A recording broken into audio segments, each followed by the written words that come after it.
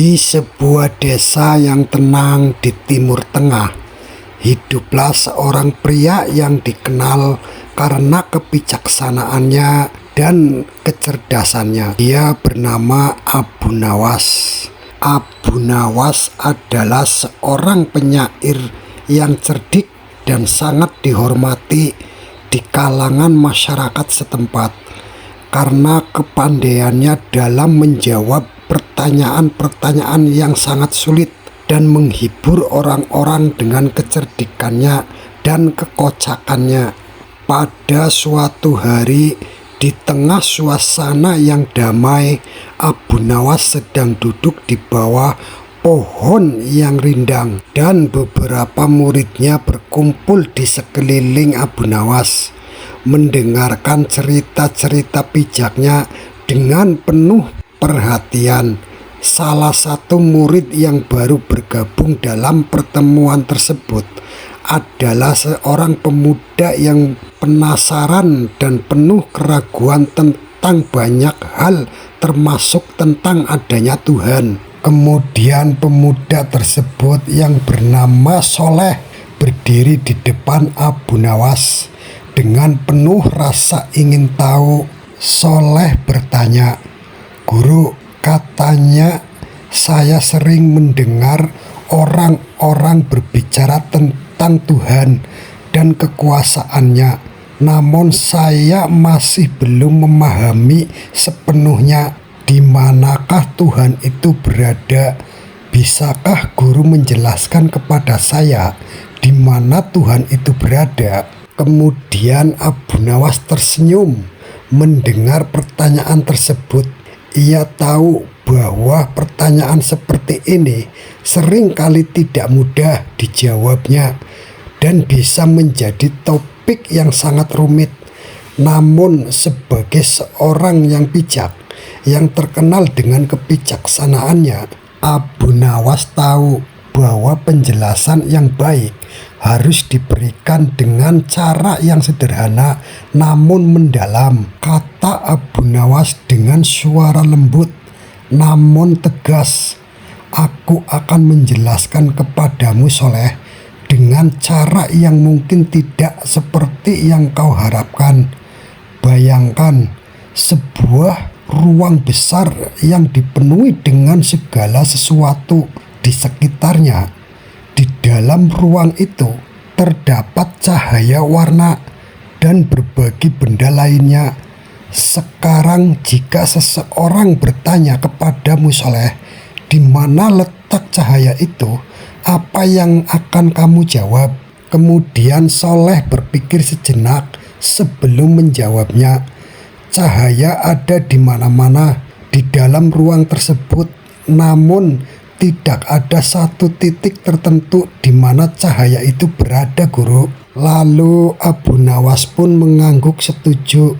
Benar sekali, cahaya tidak terikat pada satu lokasi tertentu.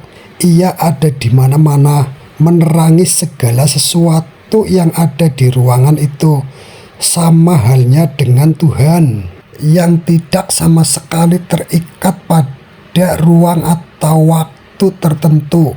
Soleh tampaknya sedikit bingung. Tapi jika Tuhan tidak terikat pada ruang, bagaimana kita bisa memahami atau merasakannya?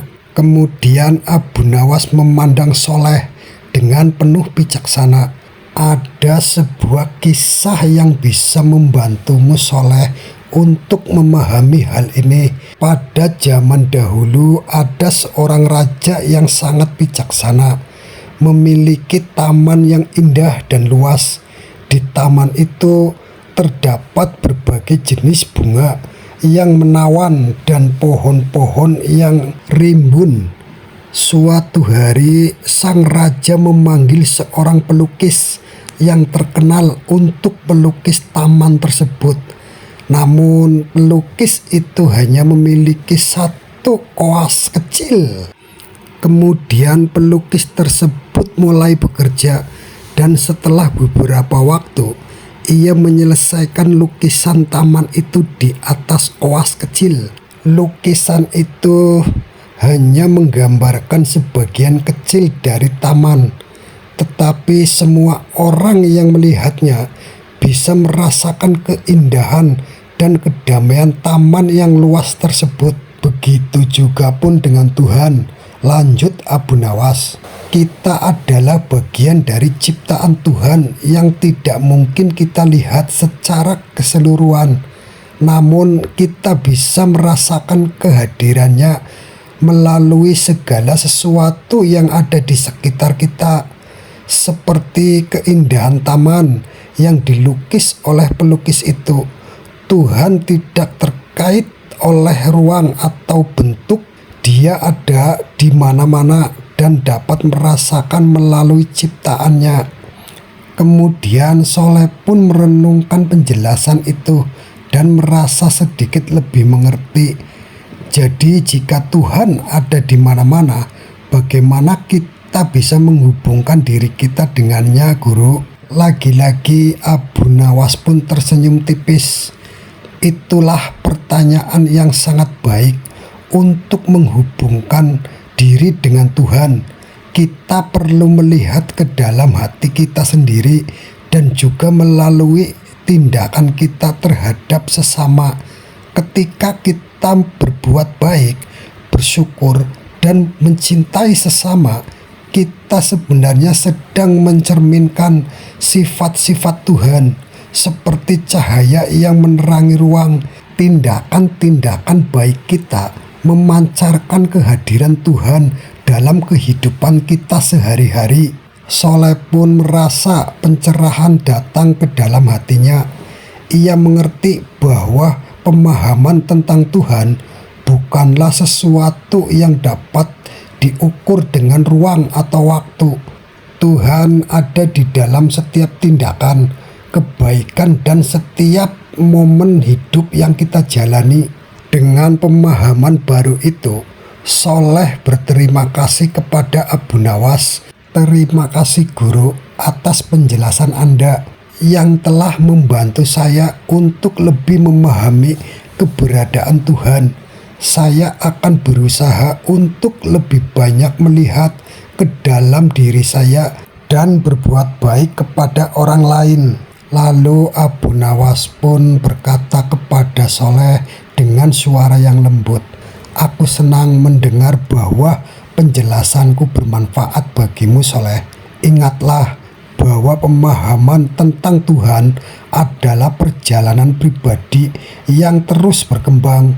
Selalu cari kebaikan dan kedamaian di dalam diri dan di sekitar dirimu, dan kamu akan menemukan Tuhan." Kemudian semua murid-murid Abu Nawas bertepuk tangan dan mulai beranjak dari tempat duduk mereka, merasa puas dan penuh dengan pengetahuan baru. Soleh pulang dengan hati yang lebih ringan dan pikiran yang lebih tenang, siap untuk menerapkan pelajaran berharga yang baru saja dia terima dari seorang guru yang sangat bijak. Kisah ini meskipun fiktif, menggambarkan bagaimana seorang guru yang bijaksana dapat menggunakan kebijaksanaan dan pengetahuan mereka untuk membantu orang lain, untuk memahami konsep-konsep yang dalam dan sering kali sulit dijelaskan, seperti keberadaan Tuhan.